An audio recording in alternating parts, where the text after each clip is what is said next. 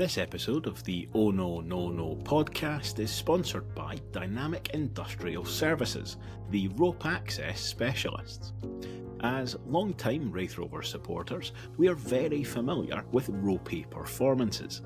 But if you need a service that's more Sam Stanton than Willie Accio, look no further than DIS. Operating across Scotland, they specialise in working at height, offering maintenance, inspection, repairs and more. So if you've got a problem at a height that even John Fredrickson can't reach, visit dynamicindustrialservices.co.uk to find out more.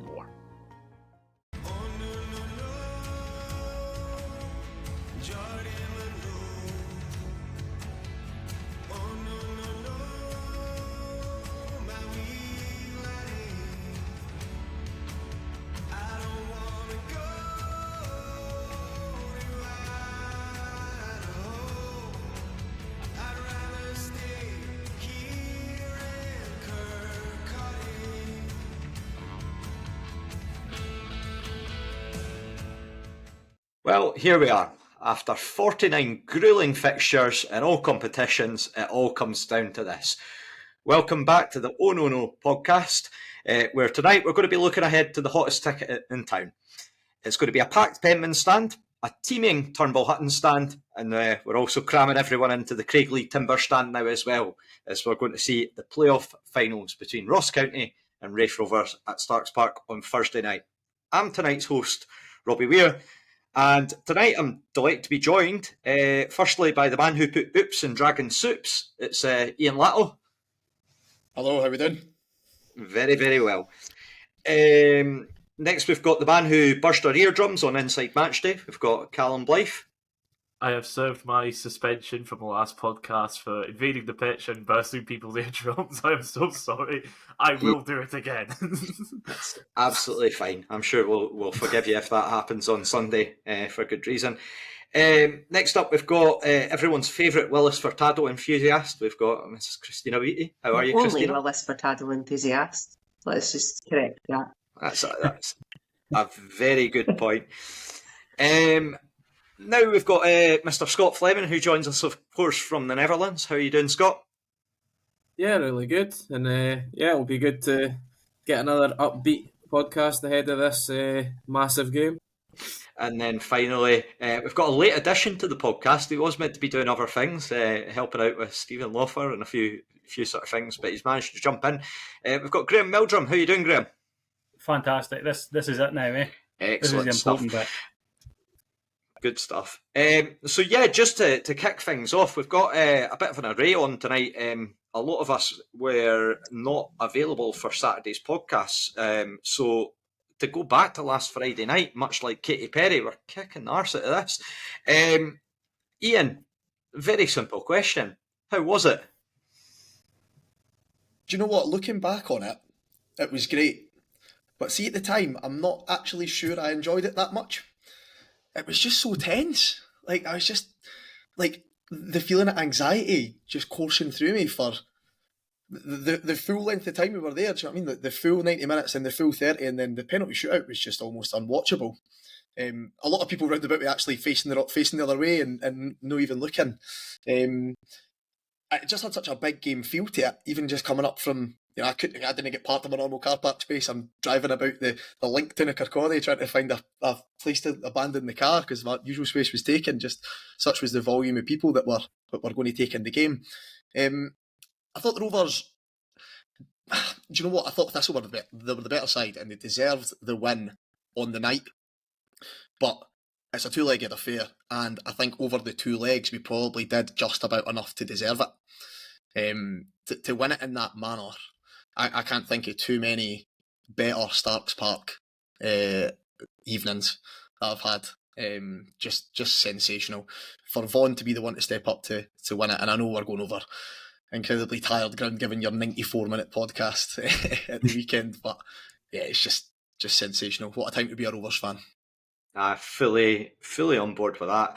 I was listening to the Terrace podcast, their playoff special, and Craig Telfer and Sean obviously gave quite a lot of coverage to Stranraer and their antics at the weekend, which was, if you've not watched the highlights for that, a very funny game to go back and watch. All the drama, an absolute wonder goal, red cards, if you get the chance. But Sean was mentioning that, again, much like yourself, absolutely exhausting experience being in Starks Park on that Friday night. Christina, just want to talk us through your experiences.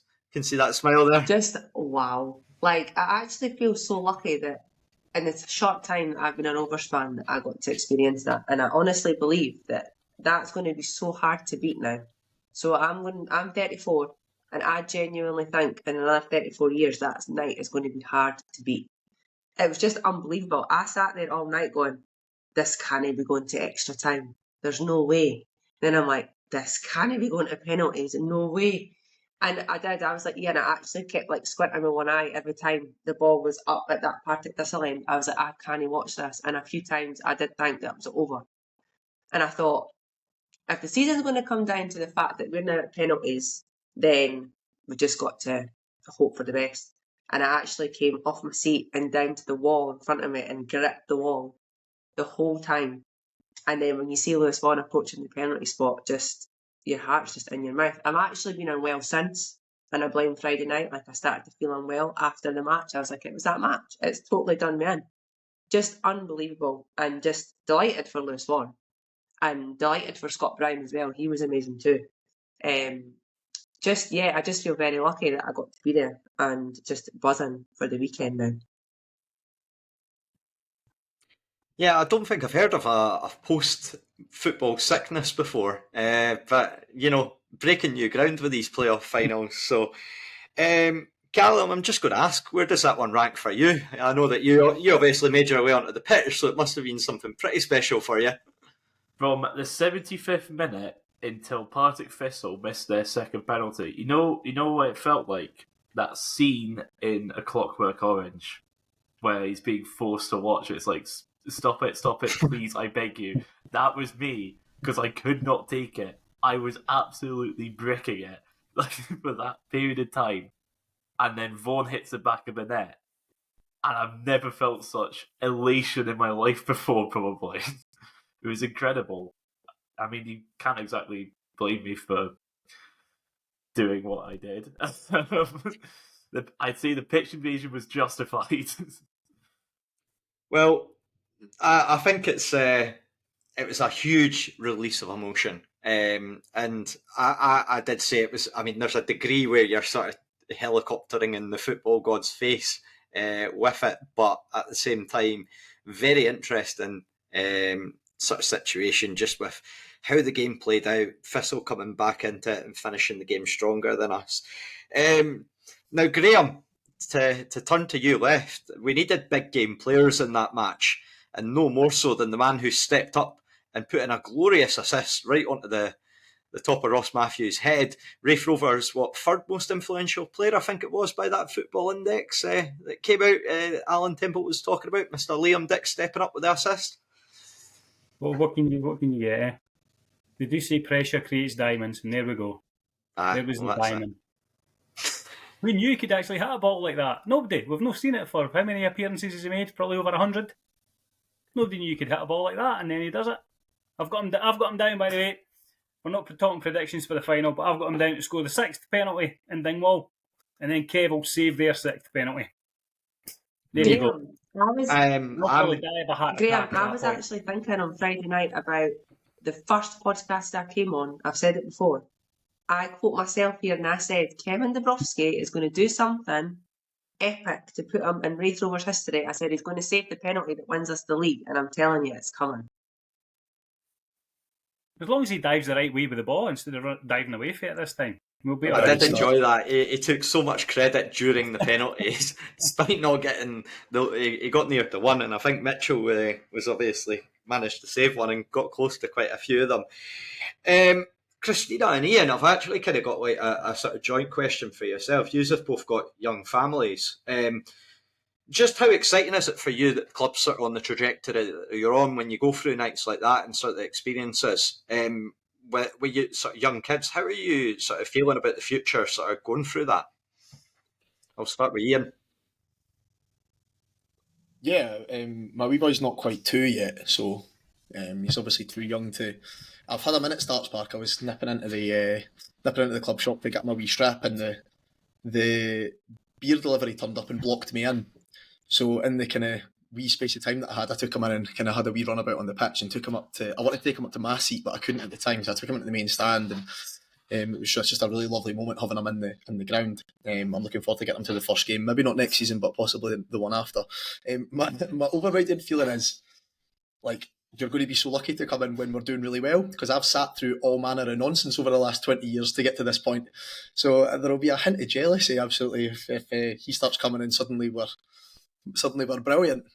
But I mean, like, this is what it's all about. Like, every guy grows up and wants to take their wee boy to the football, and to take them along to such a fantastic club, and the way it's being run, and just everything about it so positive. It makes me really excited, like really giddy even talking about it. Christina, how about for you? Yeah, I actually was thinking on Friday night when I saw the players themselves actually had their young kids, and they were on the players' shoulders, and they had like the strip, and it had Daddy on it with the matching number, and I was like, this is exactly why like Raith Rovers is just brilliant. Like, you had family there, you had like the players' other halves watching on the pitch, they had all the kids on the pitch, and I'm like, you couldn't get more of a family community club right now than Raith Rovers. Like, cannot wait till I can bring my wee boy in till he can enjoy it. Like, actually, I've got his name on one of the wee steps already beside my season ticket seat. I got him that for his first birthday, so he'd always have that. And I just honestly buzzing. I buy him a shirt every year, and I just can't wait until he's like coming with his mum to the Rovers, because when he was born, I was like buzzing as a boy, because I'm just going to know that he's going to love the football now. I mean, if it was a girl, she still would have to come, but just cannot wait for me and him to have those memories. And you see that with a lot of people our age that have older kids, and they're at every away game, and they're creating all these memories together. And I'm like, I just cannot wait to have the photos and they're matching strips together and stuff. And yeah, even having him in at the football at the Rovers is a dream. Can't wait till that happens either. He's got a wee while to wait, but yeah, really excited for all that to come. No, it's just the situation that we're in at the moment is absolutely tremendous, and you can see why so many families are sort of seeing it as an alternative to sort of the entertainment and just the experience that you get, because you don't get that when you're going to sort of your football on the TV, and sort of people getting that connection with clubs and being able to meet players. And you've got people like Kevin Dabrowski, for example, or Dylan Easton, that will happily give their time to sort of sit with youngsters or even just normal fans and just chatting away with them. So it's a real credit to where the club's at the moment. And I think Friday's just the best example of that yet. And it's reflected by how well we're doing for this next game that's coming up, which we will come on to in a short while. Before we go on to that other game, just going to ask, anyone got any other final thoughts about the match on Friday, or anything that they want to particularly call out just before we head on to other business? I didn't realise how good Partick Thistle were until I watched the highlights. Oh my God. They played really well, and we got away with one there. We got away with one. And it was like relief. Not only relief of getting through, but relief of we should be in the final. In a selfish manner, we should be, because we finished 14 points ahead of them. And I think there was a lot of that pressure was evident in the stand as well, of almost like, wait a minute, how were they doing that to us when we finished so far ahead of them? So I think they took part and played a lot in that game.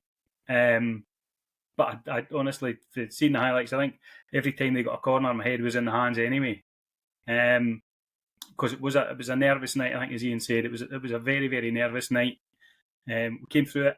It was fantastic to come through it. And I know you're talking to Iain and Christina about their wee kids being there with my 16-year-old, thinking he definitely wasn't on the pitch. He definitely wasn't on the pitch. No, even though he had a lookalike who was on the pitch for some reason, that his mum and sister and his gran thought was him for some reason, and he's standing next to me. Being there and hopefully getting him to see what I've seen the Rovers in the Premier League was amazing. And just hopefully we go that wee extra bit in the next couple of days. I think one thing I just wanted to... Sorry, Robbie. One thing I just wanted to bring up as well, you covered that a wee bit. I didn't realise how good Kev's save at the end from Milne was until I watched back the highlights. I thought at the time it was maybe drifting wide and Kev's just made sure, but it's nestling in the bottom corner. Do you know what I mean? Like, it comes through a ruck of bodies from that kind of on the angle position, and kind of, how far out is he? Maybe 25 yards. But if Kev doesn't get there, that's nestling right in the bottom bag. A vital save at a vital time. One other thing as well, Ross Matthews, man, what a player! What a player! Like, get the contract out. What are we waiting on? Like, I don't care what league we're in. Get him to sign it. To be out for so long, and to come back in and then to kind of struggle to get in the team for a while, and then to be drafted in and play so well at right back at the tail end of the season. I'm absolutely delighted for him. Ross is a lovely guy. He's always got time to talk to you and stuff, and I'm over the moon for him. So welcome back into the side, Ross, and I hope you're here to stay. I think that's a sentiment that's shared so much across the support, and rightly so. He's a very, very well spoken guy, Ross. Just if you've chatted to him before, and he's one of those people that you do want to see really well. And it's great to see, again, one of our own players, one that's came through the youth system at Rovers and done so well, so many appearances, so many memories with him, that you just see a future. And I think he is the type of player that now that he's fully fit, you can definitely have as a sort of focal point within your team. So we're going to move on. The first, we've only got one other order of business before we move on to the main event, which is that it came out yesterday that the SPFL top flight clubs are planning on voting on artificial surfaces to be banned by 2026. Graeme, just to come to you. Firstly, what are your thoughts? Do you think it's maybe quite short-sighted in terms of clubs to be looking at that? Or it's essentially, we all know, right? Celtic and Rangers have had their arse felt on plastic pitches. Therefore, bye-bye plastic pitches. It's quite simple. And they don't look good in the telly. Yeah? That's it. All these guys, I don't think we've ever had a complaint about our pitch. I don't think Falkirk have had a complaint about theirs. I don't think Airdrie have had a complaint about theirs. It just seems to be that's the stick we're going to beat people on, and it's almost like the self-preservation league again. Yeah? Because at what point, say we go up, we go up this season, we keep the plastic pitch. Then we have to get rid of it. Then you could get relegated. Do you then bring a plastic pitch back in again? It's just mental. Absolutely mental. Football stands are big, tall things. You don't get sunlight on the ground when it's the winter, so you're going to get frozen pitches. I just don't get it. Well, I do get it. Yeah. A couple of teams are driving this. Everybody else will jump on the bandwagon. There we go. Hey-ho.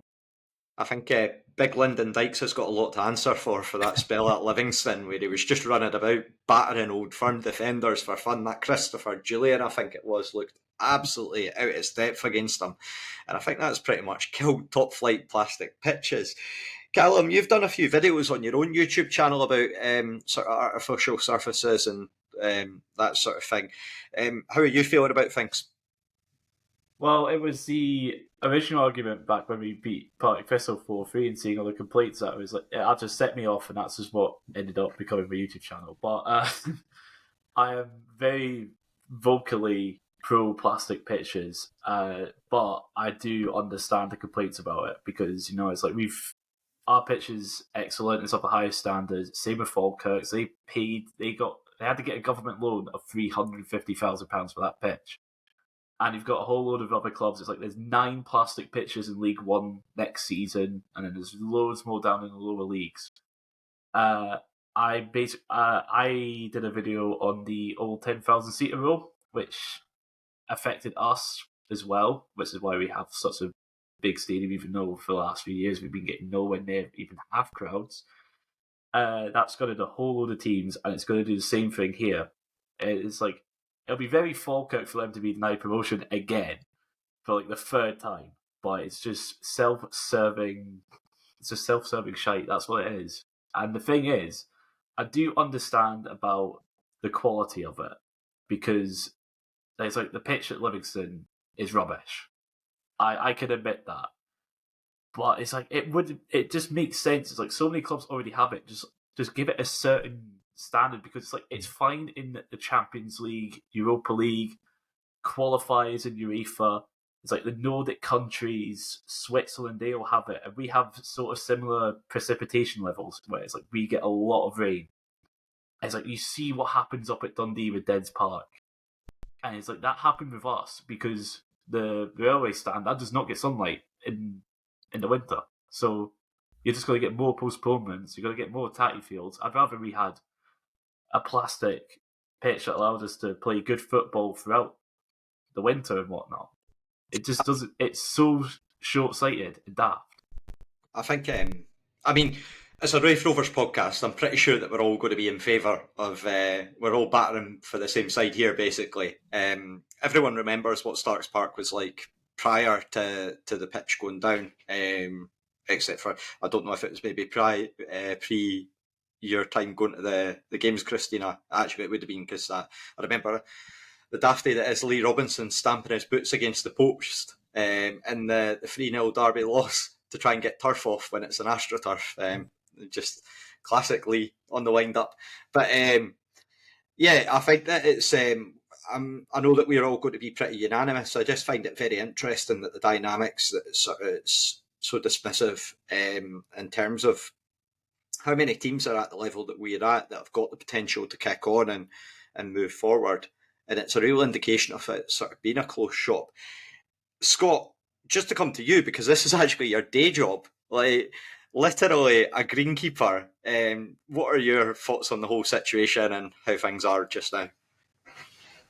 Yeah, I mean, as you say, like obviously I'm going to be echoing you guys in terms of in terms of our club has done it. Our club's done it in terms of we're a community club. We've always tried to push that, especially in the last decade. And the fact that we can now Monday to Friday have kids all playing in Rovers jerseys at all different age groups. We can have girls teams that are all playing it.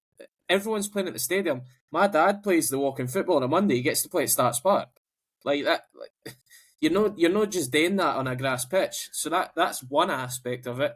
But as you say, like in my line of work, I actually help out sometimes from time to time on match days with the guys at FC Utrecht over here, and they're arguably in the top 6 clubs in the country over here, and even them, the amount of money that they have to spend to make sure that their pitch is in good nick, and I mean the Netherlands isn't much better than Scotland when it comes to weather. So to me, it is purely down to the two ugly sisters aren't happy, so they're wanting to make sure that, well, we're not happy, let's try. The thing is as well, it's now a 9-3 vote, so this is going to go through because there will be 9 clubs. If it was an 11-1, you've got more chance, but for some reason they've changed it now, and Kelly have already said that they're going to put a grass pitch down, I think, in the next season, which means that they're not going to vote for Astro anymore.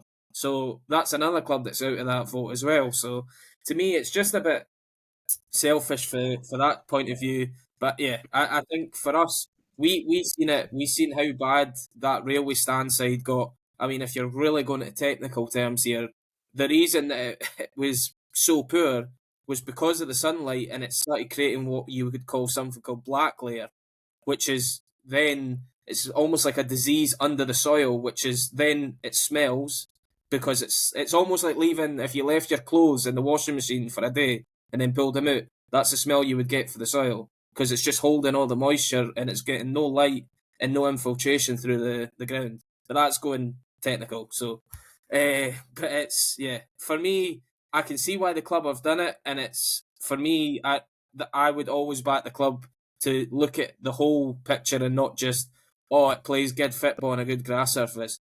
I'm sorry, St Johnstone looked like murder on Sports Scene in December. Nobody was saying anything about that. But it's okay, it's a grass pitch. And the whole injury aspect as well, I didn't take into factor either.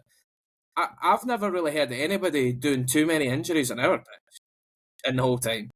I do think that the whole UEFA licensing needs to come in, and they have mentioned that, to be fair, that UEFA will be sending over officials to come and inspect pitches, do testing on pitches, which they do over here as well. So that I kind of can get on board with. But yeah, for me, I just don't see what's the big issue with them. I find it's a very good point that you make. I find it intriguing that particularly with Dundee's situation this season, because that turned into a real farce. Like, nobody can ever sort of question that. Dundee have had to recruit Dundee United's head groundsman basically in to try and fix the issue. And it's just really, people talk about like how it looks from the outside, but I don't think really people can judge too much on that, because I don't think there's too much of a focus on Scottish football. I don't think people are going to be tuning in France and Germany and watching a Scottish football game with Rangers or Celtic and saying, oh my God, they've got a plastic pitch. But again, this is the Oh No No No podcast, so we do have the experts on, so thank you, Scott, for wading in on the topics there, just because I doubt you'll get that with your Old Firm podcast. Christina, I know that your area of expertise is more different in terms of sort of the day job. Obviously, you work in terms of a youth. Do you think it's quite disappointing to see sort of the community engagement aspect, potentially losing that for the club if we were to go into the top flight and forced to sort of move away from having a plastic pitch? Yeah, so there was one season, I think it was the first season I was a fan, it was a grass pitch. And I do remember there was a lot of games called off and stuff. And since then, it's obviously been fantastic. I think as something the club has tried to promote more this season, the community aspect and stuff, I think that's just going to be a shame to see all that have to struggle again, because they've only just kind of got to a place where they're kind of happy with it and are starting to pick it up again, really. And like Scott says, it's not just the youths, you've got all different kinds of age group using that pitch.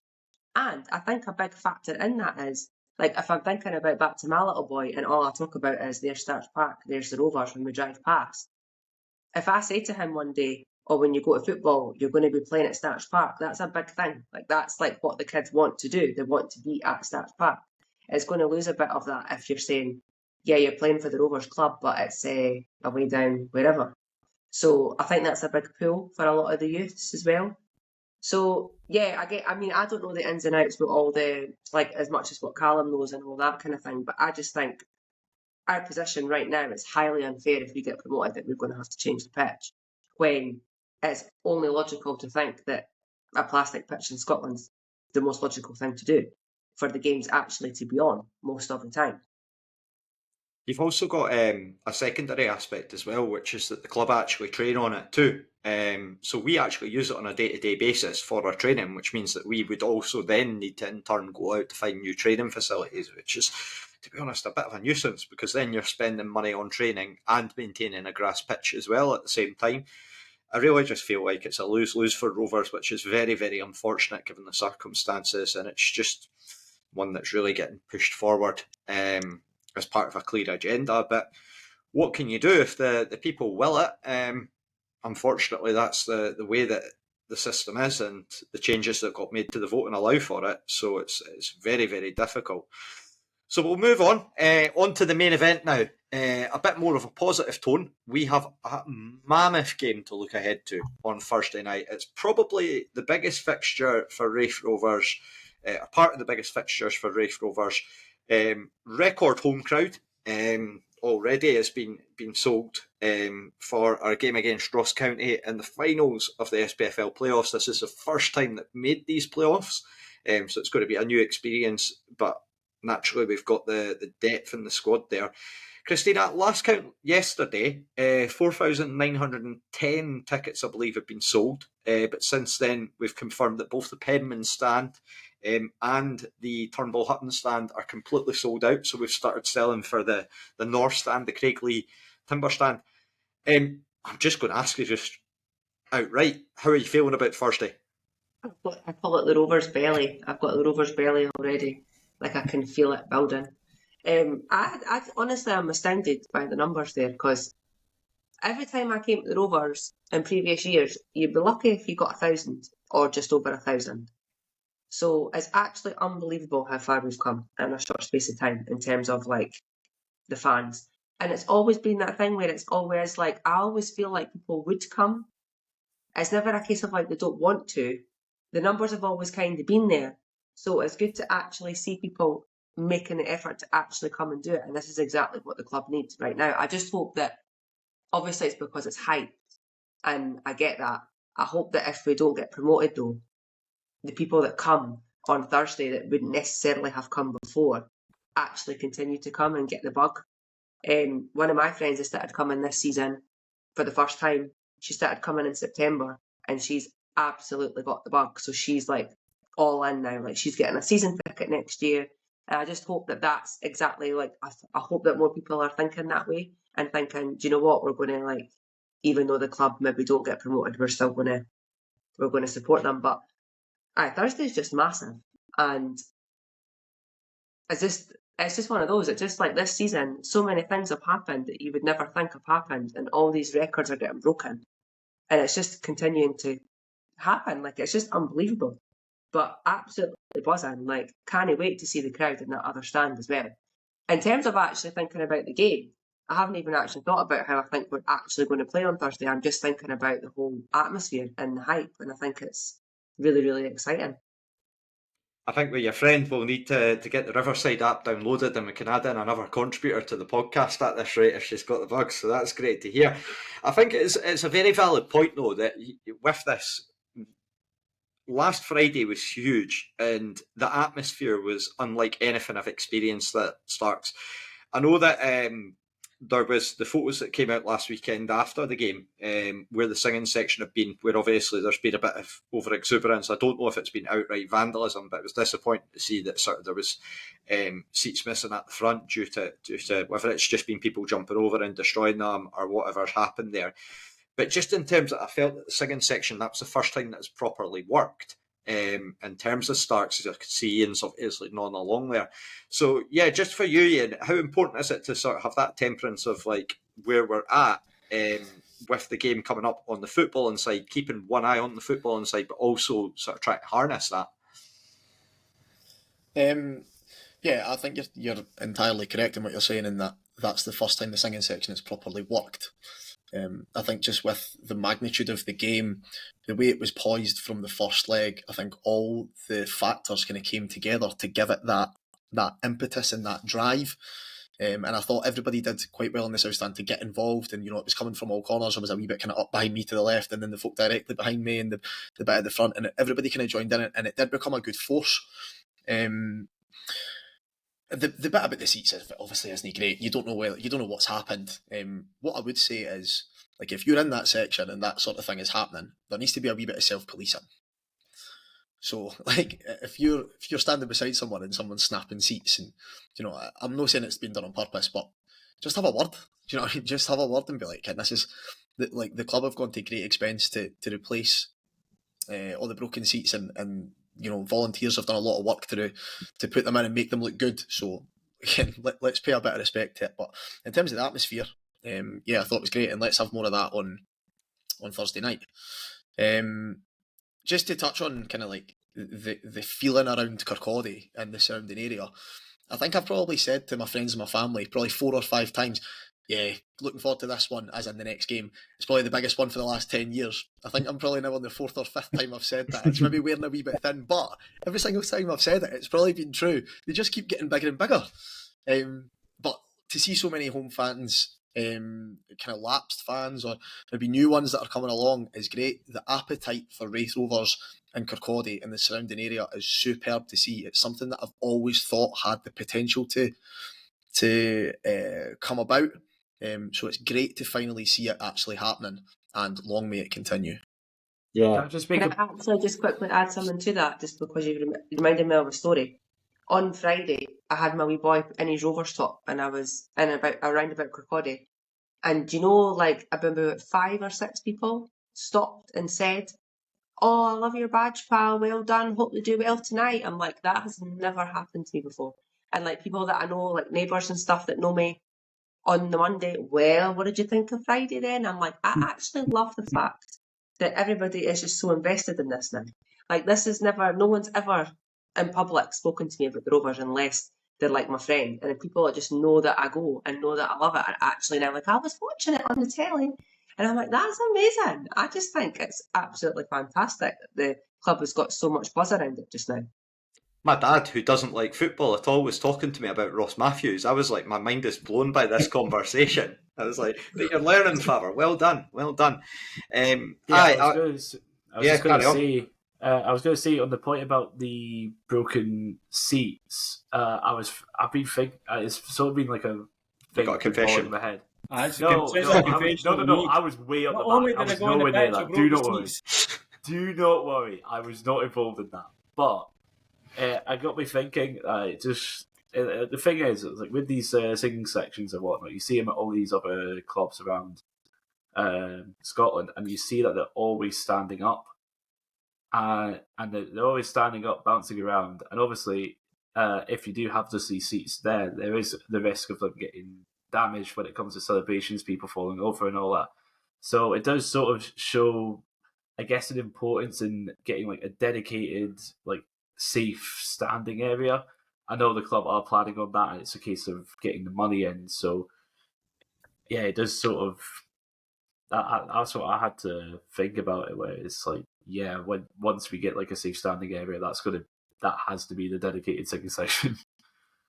No, I think that it's listening to the Club 1883 is one of the member perks to sell it. They had the sort of question and answer, and one thing that they did mention was sort of like the focus on the railway stand, which a lot of people ask about, and as well the big question about safe standing. And there's definitely an appetite for it, and the club are doing everything that they can. It's one of these things that it's not the easiest to implement, but it's something they are. It's the money. Yeah, absolutely. Going into the Premiership, that will help. Well, it depends if we're ripping up our pitch or not, Callum. That's the issue.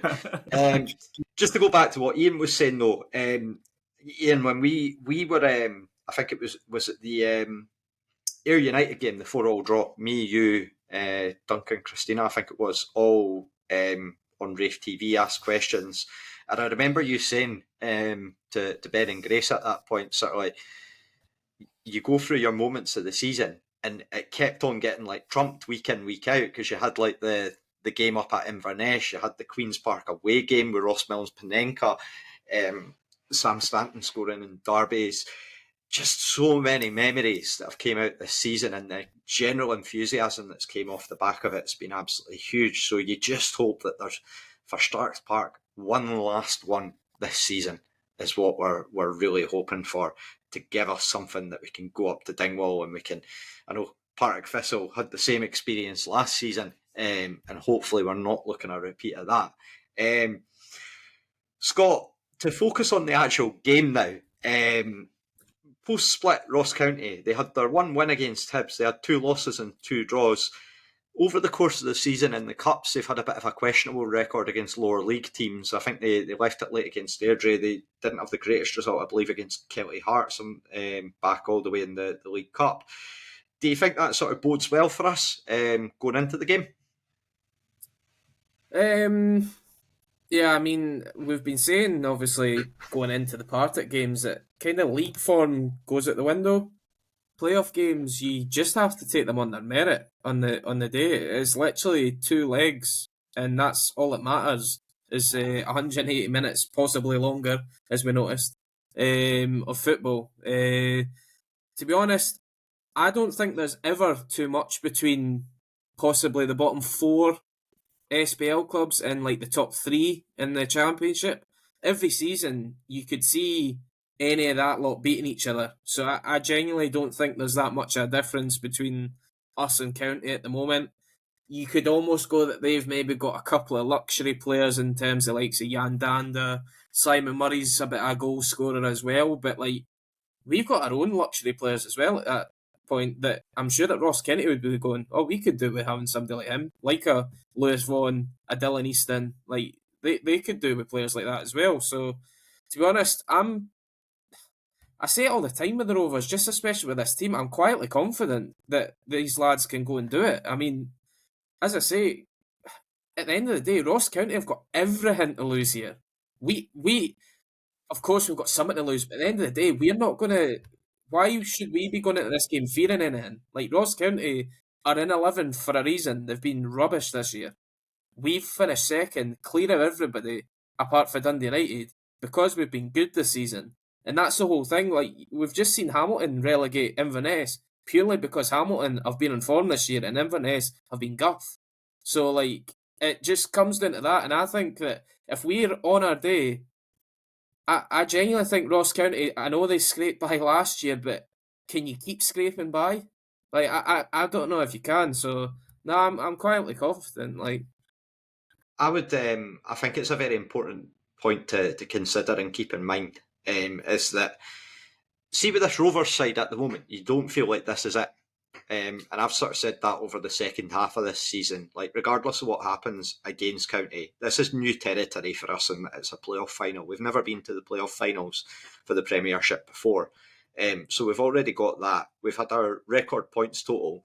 We've got so many players that are under contract for next season as well that are key players.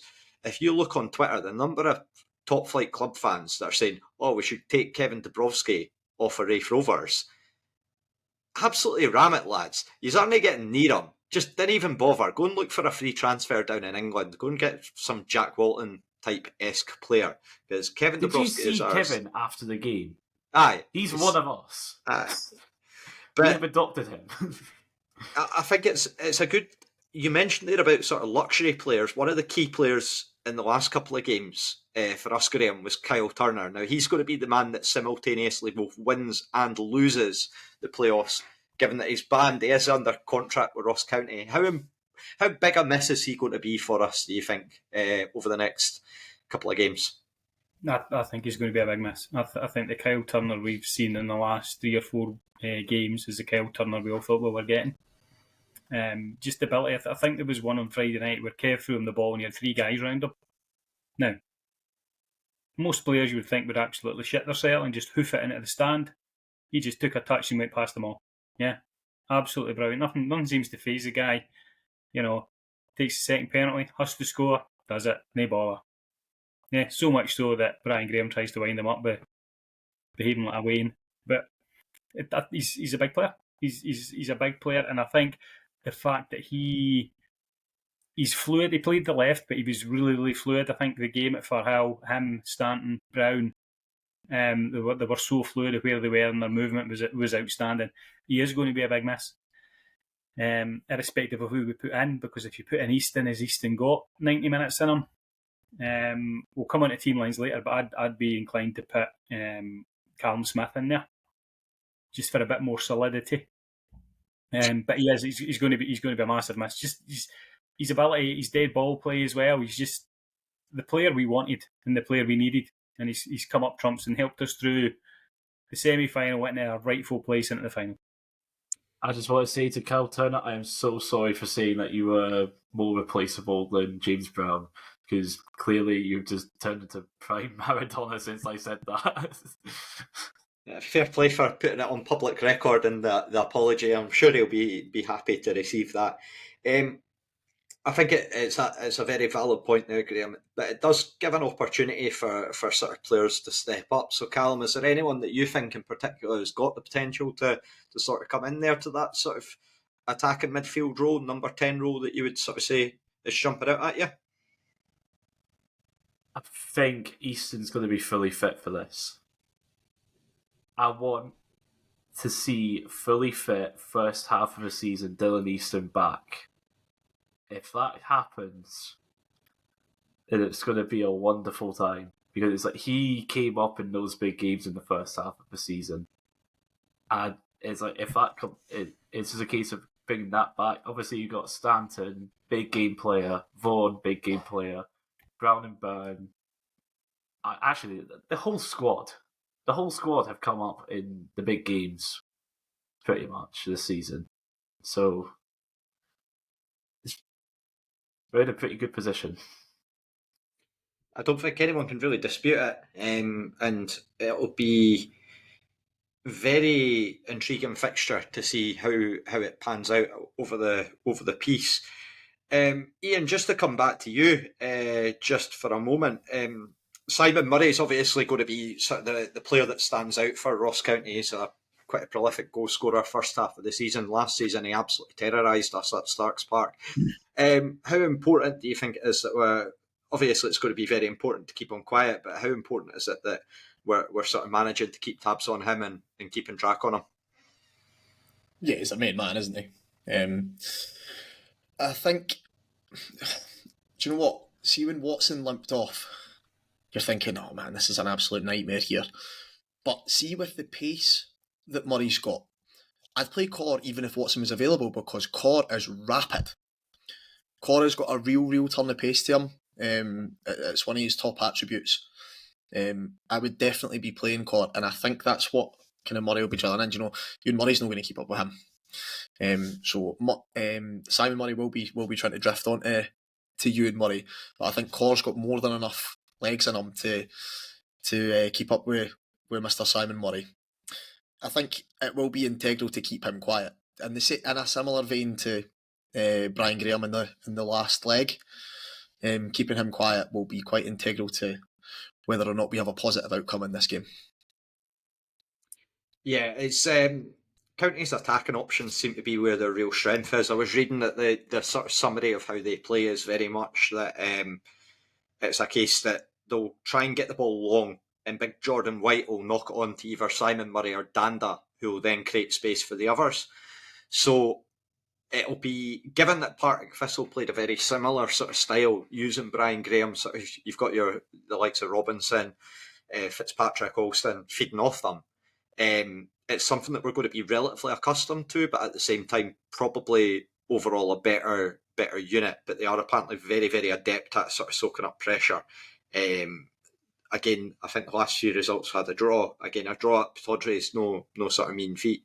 Or a draw against Aberdeen even's no mean feat. So what we'll do now is just to head into sort of predictions and lineups. So Graeme, just to come to you firstly, who I know that we got you on at the last minute. Have you got a lineup there for us at all? Or? Yeah, I think the only two changes I'd make from Friday is I'd bring Callum Smith, I said, in on the left-hand side. And if he's fit, I'd bring Josh Mullen on the right. I think Connolly's played there the last couple of games. I don't think he's been at it like everybody else has been at it the last couple of games, Aidan Connolly. So if Josh Mullen's fit, I would have him in on the right. I'd keep everything else basically the same. It seems to work, and just go with that. But I think if Josh Mullen isn't fit, then you're going to have to go with Aidan Connolly. But I think it will make us a wee bit susceptible than that right-hand side. I think Josh Mullen gives a wee bit more protection to Ross Matthews as well, than Aidan Connolly does. So, but definitely Callum Smith on the left. I think we have to watch in case Ross County come out all guns blazing. Yeah, because the bubble could be burst pretty quick if they do that. So I think we'll maybe be a bit more conservative with a small C in the first game than we were at Firhill. Yeah, could definitely see that being the case. I think Mullen's an interesting one in particular, given that he came on and then he went back off on Friday night. So it's real question over sort of fitness and what happens. We all know the ability, and he is as well, actually an ex-Ross County player, won the league there. So I'm sure he'd be very happy if he could do one over them. Scott, just to come to you now, what have you got in mind for your lineup? And Scott's audio looks like it's not working. That was my bad. You're the first person that I think that's done that on this podcast yet. So, no, I don't usually do it, but I just thought with more folk. But I think I wouldn't change too much. I think again, it's just let the guys that have been getting us through these ties just continue on, sort of thing. Obviously, we're going to have to definitely make one change because Kyle Turner can't play. And I've got Mullen / Smith for that left side. I think it's a case of if Mullen can give you 70 minutes, I would go with Mullen. But if he still can't, then I would go with Smith. Purely for the legs. I don't think Ross County are very fast at the back. And I think if Smith can get in behind, that could cause them quite a few issues. And they've played, I don't know what formation they'll go with, but they have played a back three at times this season. And if they do that, I think they might actually need to worry about their wing backs having to protect the centre backs of the pace of the likes of a Callum Smith or even Stanton to a certain extent as well. But so I would just kind of keep it the same, apart from obviously bringing in Smith or Mullen on that left side, because I've kept Connolly in purely just, again, he's not been at it, but I just think he gives you so much off the ball. in terms of work rate. He helps his fullback out all the time. And I think if we're going to continue with Ross Matthews, he's going to need help, whether it's Murray even drifting out wide or Eamon Brophy or whoever that's out there. Danda likes to go out wide as well. These guys have been playing in the top flight. They're going to be a little bit better potentially than what we've faced for half the championship games sort of thing. So I think if we can get any extra help to somebody that's not playing in their official position, then I think that's something that Connolly gives you off the ball as well. So yeah, I've just gone with the one change and it's on that left side. Yeah, it was quite interesting that you've called out Ross Matthews there. For me, I think it's one where it's difficult now because if James Brown comes back in at right back, I don't know if we've been playing Matthews to sort of maximise it, and with the anticipation that maybe we thought that St Johnstone were going to be in the playoffs because it did look very, very likely, and now it's completely changed in that Ross County are in there. So we would effectively have Byrne, Scott Brown and Ross Matthews all to play in the holding fields, midfield row. And who do you even drop out of that? Because they've all been ridiculously good over the last little while. Callum, I've just come to you for your lineup now.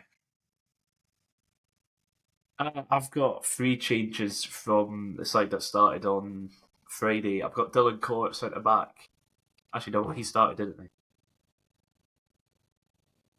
I've got Dylan Cole at centre back instead of Keith Watson. I've got Easton and Mullen on the wings this time because obviously we don't have Turner to play on the left, and I just think Mullen's better than Connolly. But I wouldn't be surprised if Connolly starts.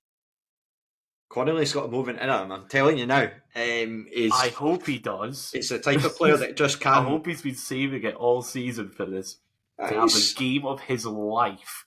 He's still chipped in 3 goals this season, and I don't think he can be overlooked as a player.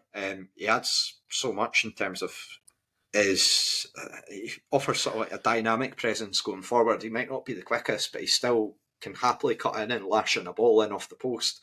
Been very unlucky that he's not actually got more goals. There's been a couple of occasions where he has threatened.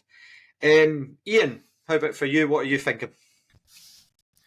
Yeah, I think the vast majority of us will be keeping it kind of the same, and kind of probably 7 or 8 of the players are guaranteed starters. Do you know what I mean? So everybody's going to go Kev, Matthews, Corr, Murray, Dick across the back. I've got Byrne in the holding row, Brown just in front of him, Stanton at 10. I've gone for Connolly on the right, Easton on the left, and sticking with Vaughan up front. Graeme, I'd actually disagree with what you said about Connolly not offering as much as Mullen going back the way. I think Connolly offers more, and I think that's probably been to his own detriment this season, and that's probably why we've not seen the level of kind of intricate forward play and stuff that we're used to, because I think he spent a lot of time protecting his fullback. I think Matthews playing right back has probably benefited him slightly because Matthews is willing to get down the outside more than Brown is. So I would just kind of go with Connolly there and kind of take what he gives you going back the park, because we are going to have to defend for probably long periods of this game. Ross County will probably have the majority of the ball. I'd bring Easton in on the left instead of Turner. Easton is a big game player. He's a man for big moments, and he revels in it. I just think he's got another special moment in him this season, and I'm hoping it's going to come up on Thursday night or Sunday. Vaughan's done really well up front. I think for long periods of the game on Friday night, we shelled the ball at him for too long. I think when we got the ball down and we got it into the full-back areas and then whipped it into his feet, that's when we then got the most joy. But if we are knocking a long, high, straight ball up to Vaughan's head, as Scott Brown very eloquently put it, he's about 5'2". He's not going to win the ball in the air. We need to get it into his feet and let him do what he does best.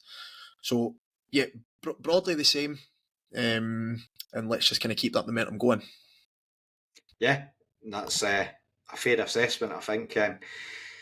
You've got Vaughan up top there, and I think that's one where Hamilton's a potential option as well. He came off the bench and scores his penalty when he comes on as well. A very, very convincing penalty on Friday night.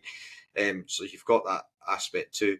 And then also as well, you've got the almost forgotten man in Zach Rudden. I know that he's had his critics, to say the least, but he still can creep in with a goal there and surprise people. So Iain Murray's still got the options there. Christina, for you, what are your thoughts heading into the game and your lineup? So, yeah, Dabrowski for me, and then Murray, Matthews, Corin, Dick, and then I've put Brown and Byrne for holding, and then I've put Stanton, Mullen, but I put Smith there as well, and then I've put Vaughan up front. Yeah, got the same as me. I think mine's is going to be very similar, to be honest, because I've got exactly the same lineup. The only other thing that I would change would be to have I would have Jack Hamilton right from the start, just because I think that it's his time to come in and lead the line. And I think that Vaughan's worked tirelessly over the last 2 games, got his goal in the first leg, which was huge for us. But yeah, I would have big Jack Hamilton in from the start. Just one final point. I don't know if this can make its way to the club, but someone in our group chat, I think it was Graeme, you mentioned earlier on that Ross Laidlaw in goals loves a wee cutback. So please, for the love of God, just if any of the forwards are going for the ball and chasing it down, just run behind them. It's certain to get a goal, I'm sure. So if we can relay the message into the club, you'll probably spend all day shelling it now. So yeah, if we'll just run that first leg off with the predictions. Callum, just to you first. 2-0 Rovers. Oof. Any scorers? Vaughan and Easton. Vaughan and Easton. I'll take that. Iain. I've got 2-1 Rovers. But I've said all week, I want to be in the tie for when we're going up to Dingwall. I don't want it to be a damp squib. So if we're going to lose, it needs to be, it needs to be within 1. You don't want to be going up there 3-0 down or whatever. So it was like that game at we had that a couple of times in the playoffs before. I remember the one against Airdrie where Chris Fahey got lobbed twice from about the exact same position, and we went to their place, and it was just the feeling before it was just like, this is always going to be an uphill battle. Same with going to Queen of the South a few years ago, when they had Dykes and Dobby running the show. We had the Alloa one as well. We were 2-0 down after the first leg, and I didn't even bother going to the second leg because it was just never going to happen. You know what? I completely forgot about that, but it was so completely forgettable, that end to that season. Just with the playoffs there. Just very, very rough experience. Scott, you're going to try and raise our spirits now, hopefully a positive prediction? I don't know, I genuinely have this feeling that we're going all the way to penalties again, and it's killing me because I don't know if I could even go past that again. And I've got 1-1 down for it, and I think it'll be a draw again up there. I don't see there being that much difference between the teams. As I say, there's not much between the bottom few in the SPL and the top few in the Championship. So unless somebody comes out obviously with a moment of quality, but I'll go with 1-1. See, that's actually an interesting question. I'm just going to put it to everyone. If you were offered penalties right now, would you take it? Yep. Absolutely. Yes. Aye. It's just exactly the same. Nerve-wracking. I don't know if my heart could take it. Aye. Graeme, you're smiling away there. Yeah, What's prediction? Callum says I don't think my heart can take it. My heart rate clocked at 156. That's not bad for a runner, eh? Which is not bad for a guy in his 50s, to be fair. I was quite impressed. And when I turned around to somebody and said, I think I'm going to have a heart attack, the boy looked at me as though like I really was going to have a heart attack, which was a bit concerning. I think I'll go for a 1-1 draw. I think it'll be a bit of a bore, to be fair. I'm not expecting anything fancy, especially if, what have I seen in Ross County? Nothing. Last time I was there was 1994 when we gubbed them 5-0 on the way to the Cup, which was even more astonishing because Ali Graham scored a hat-trick. Who would have thought it? Speak of the devil, donated proudly by Mick Mac of Twitter. Behind me is Ali Graham's shirt, so I'm going to get that framed. That was kindly donated. He said it's just sitting in my wardrobe, so fair enough. There you go. That's an omen. We're going to up the Yellow Dingwall. We're going to go up and pump them 5-0. Brilliant stuff. So yeah, Christina, I'm going to go to you next. What's your prediction? I have to say a couple of things first, actually, because you just reminded me about the penalties thing there, right? On Friday, the steward that was standing in front of me at the end of the game came up to me and she was like, "Can I just say, I think you need to go home and have a drink." And I was like, "Yes, so do I." And she said, "I've been watching your face the whole time and what a picture." And I was like, "No wonder I'm ill. I was so invested in this." So I do not want it to go to penalties again. And how funny that I had never even been to Dunfermline before this season, and now I'm going to Dingwall on Sunday. I did tell you. What a turnaround. What a turnaround. Right, so I think it's going to be 1-0 Ross County on Thursday, and I think on Sunday it's going to end up being 2-1 Rovers, but I think it's all on Sunday. But we're going to win it in normal time. It's not going to go extra time, no penalties. That sounds too intense for my liking. I've gone for a 2-0 Rovers win. Starting. Thank you, Robbie. Thank you for having some optimism. An unexpected goal from Dylan Corr at a corner is my prediction there. So if either of those come in, I will be absolutely delighted. I think that the main thing is sort of touched upon. The main thing that we really want is to be going up there still in the game, ideally with either a lead or sort of equal terms. But it's the playoffs, anything can happen. And Blair said that. I thought that was a really good line from Blair, actually, on the last podcast when he said that the league table doesn't lie, but the playoffs can. Just nodding my head in agreement there. So yeah, that'll wrap up our coverage in terms of the home leg. But there is a bit of a mention here. Graeme, you came out with a small idea that seems to have grown a bit of arms and legs now. You want to talk us through that? Essentially, I think it was watching the English Cup semi-final when it was Coventry. Yeah, Coventry playing Man United, and you turn around and you see the crowd, the Coventry end, everybody's decked in sky blue. And I thought, that is amazing. And it reminded me, even though I wasn't there, it reminded me of the Dundee semi-final where everybody went in red. And then you look at who could we get in the playoffs. Now, we could get St Johnstone or we could get Ross County. So the away leg, we're going to be in yellow. So, stupidly, mentioned in our chat, wouldn't it be great if the away leg, we went in yellow? Yeah? Now, honestly, if this kicks off and this happens, how it looks like it's happening, this snowball's just going absolutely mental, I am going to walk down to the bottom of that stand behind the goals. I'm going to turn around and I am going to greet, and collapse that such a stupid bloody idea has been grasped by 2,000 people and we're doing it. Yeah, and it's probably the first thing I've suggested in our chat that has nothing to do with Liam Dick as well, which is more amazing. Yeah, I had my blinkers on, wasn't even thinking about Dick or anything. No Chris Doolan aftershave suggestions. I see, but I like that aftershave, but it's no for winners, so we're going to have to go for another one. But yeah, the Yellow Dingwall is just fantastic. Let's do it. I hope we're in the game. Be in the game. Let's do it. Let's go vibrant yellow rather than a bunch of bruised bananas or whatever. Although Callum seems to be going for that one. And I think it'll be absolutely fantastic.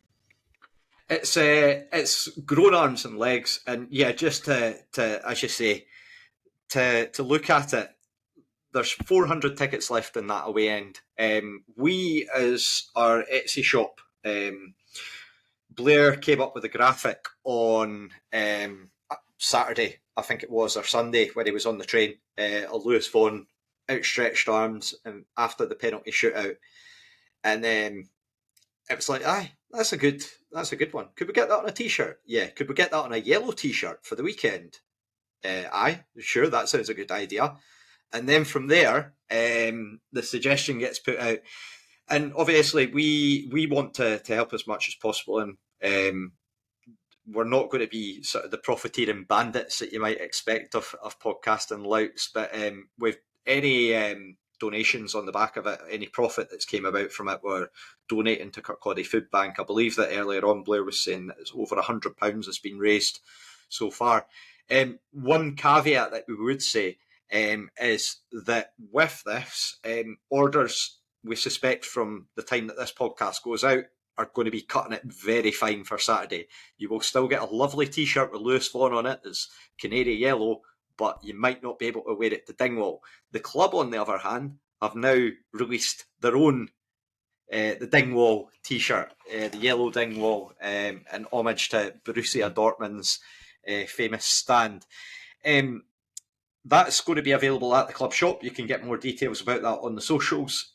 So yeah, that's really there for you. But it would be great to see a full away stand packed out in yellow. So many of us have got fond memories of that day up at Dens where you had Mark Campbell coming out before. I think the players came out to pretty much a full stand even before they were warming up. And it's one that you look back and you do believe that the fans had such a huge influence that day. Carol's put a bit in the programme about speaking about the experiences of it. So if you are picking up a programme, you'll be able to read more there. So yeah, that's going to be the Yellow Dingwall rocking up from the buses at 6 o'clock in the morning on Sunday. So let's hope that we're going up there in a positive and buoyant mood, and Graeme can have an absolute beamer down the front of the stand as he turns and sees everyone in Ali G, bananas, and whatever yellow is going on the day. Scott, we've got a should McStay or should Dargo. You were the last winner, and I'm going to check. You said that you were going to be preparing for this, I believe. Is that right? Yeah, I've got one. Yeah. Aye. So, basic premise: Scott's going to have 6 or 7 questions about a former or current Rover that hopefully will keep topical and within our sort of time frame. And we're basically spend each time we'll have a guess and go round the houses, try to figure out who it is.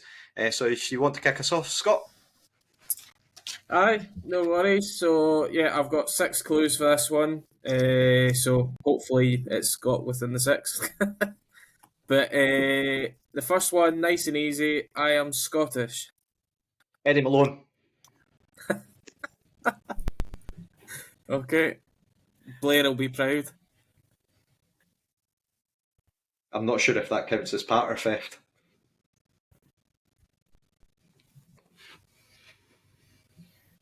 I'll go Marco Pelosi because he doesn't sound Scottish.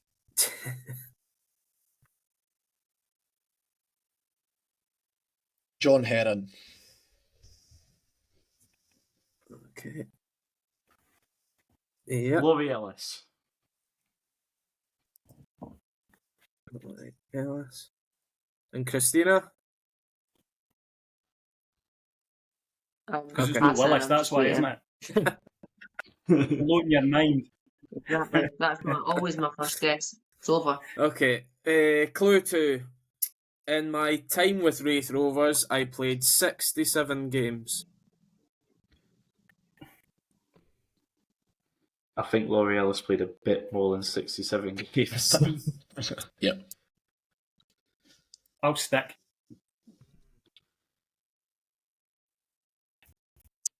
Joe Hamill.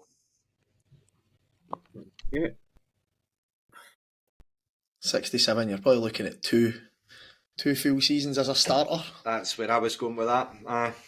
Yeah. Mark Campbell. Mm-hmm.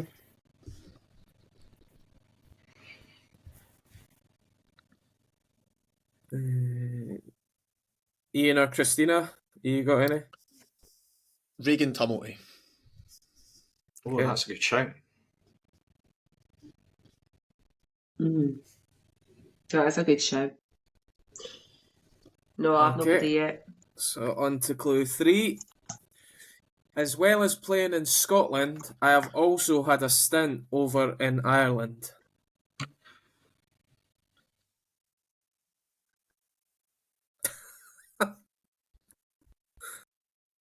We're all thinking it, but nobody's saying it. Sam Stanton. Sam Stanton. Nah, he's surely played more than that. Who's taking that guess? We're going to rock, paper, scissors. No, because it's a Sean podcast. Mackey. Sean Mackey. That's Who got you to saying, narrow sorry, it down Cal? a good bit. Like, there's not Aye. that many. Was it Sean Mackey you were saying, Callum? Aye, Sean Mackey. Right, okay. Sean Mackey. Did he play in Ireland? No Yeah, idea. he was at Derry City. There you go. So who's taking Stanton? I said it. I'm taking it. Aye, he did. Right then. I just inferred it. So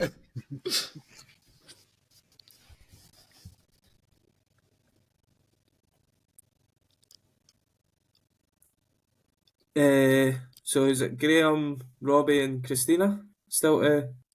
I mean, I was going with Stanton as well. No idea. Okay. Graeme? Don't have a clue. No. Okay. Clue 4. In my career, I have played for more than 10 different clubs. So it's a jobber then. Might still be shown, you know. I'm not sure, but he's like So 10 clubs, including whoever- Ireland. it's like he went to Hibs and then he would have been rolled out a bunch, and now he's like, I don't even know what he's doing. He's somewhere. What were the so? What SFL. clues have we had so far? So we've had they're Scottish. Played 67 games for the Rovers. Yep. He's played in Ireland as well as Scotland. And he's played for more than 10 different clubs in his career. Okay. Liam Buchanan? No idea if he played in Ireland or not, though. It's the Ireland one that's got me, like. Yeah.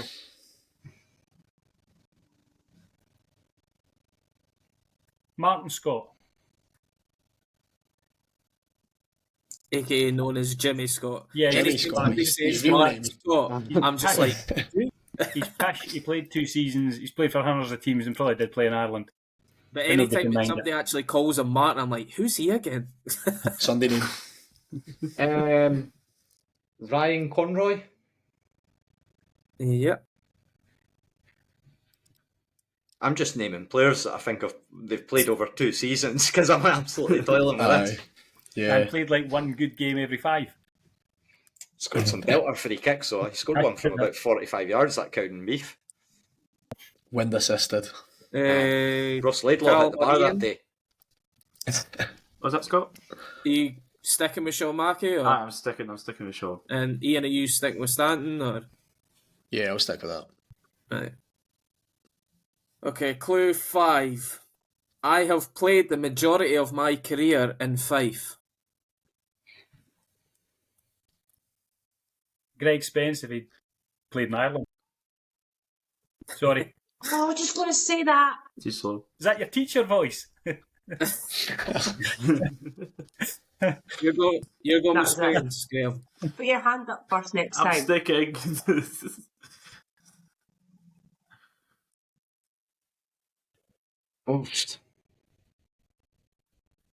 I'll have to stick with Liam Buchanan now. No, you Again, can't. it's not actually a bad shout, Buchanan, I because don't he played yeah. so many games for Cowden Beef. He was at East Fife, he was played for Dunfermline. I think that's actually a pretty good shout there. Ryan Conroy has not spent most of his career in Fife. I think it might be Buchanan, by the way. Aye. Paul McManus, I don't know. That's you're going with Paul Manus. Might as well. It's not going to be him. I would say it's a safer bet than Ryan Conroy when it comes Aye. to Actually, Joe Cardle. Okay.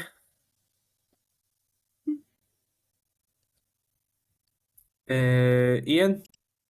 Yeah, I've got no update. Next clue. Watch this, it is Sam Stanton. Quickly gone. Yeah, so the final clue that I've got is I was signed by Barry Smith in 2017 after the Rovers were relegated to League One. That could either be Buchanan or Spence. Yeah, I think it is Buchanan. It's got to be. Oh, come on now. It It's gotta has to be. be Liam Buchanan. Come on. We're running with that. Nobody else Come on, won. Scott.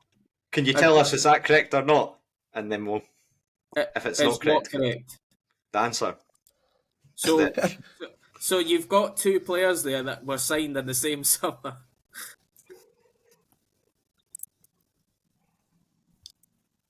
It's got to be Buchanan. It's got to be. We've got a first-time winner anyway, so we know that. It is Christina. It's Liam Buchanan. Yay! Yes, Very well good. done. I'm not going to lie. See when she said, when Christina says, "Oh, I was going to go Spence," that would have been like, honestly, I was like, you don't need to change now. Just tell her, no, you're no changing. You're stuck. So I think you got Tremendous that after effort. clue 4. So pretty good, to be fair.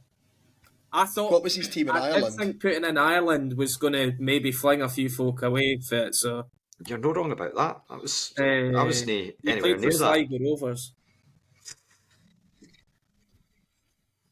That was my very first season. Funny Scott. enough, I did have another should McStairs go, and then I was just like, right, I'll be fair and go with everybody's time span here. It's what an addition that's been, by the way, to this podcast. It's just ridiculous. Like, and funny hearing like when you get people like John Greer, for example, like phoning you up, asking about it. It's a very unique experience. Just walking along the road, and he's shouting random Rovers players at me. And I'm like, "Hi, John. Right, next guest." Hangs up, phones me again 5 minutes later. Can't you believe it? It's bloody. But no, that's gonna round us off for this evening's episode. Again, there's so much anticipation going into this game against Ross County on Thursday evening. Looking forward to that so much. Just the vibe about the club at the moment, the positivity is really something to behold. We look forward to seeing you there. Thanks for taking the time to tune in. As ever, make sure that you subscribe on YouTube. You can follow us on Twitter. We do have the Etsy shop. It's not just the yellow Lewis Vaughan shirts that we've got available. We do have other alternatives. But if you are looking for a yellow shirt for Sunday, contact Raith Rovers. They've got them in the club shop there available. But thanks for taking the time to listen, and hopefully we can get a positive result on Thursday, and let's get right behind the Rovers, as so many of the announcers say. Thanks for listening.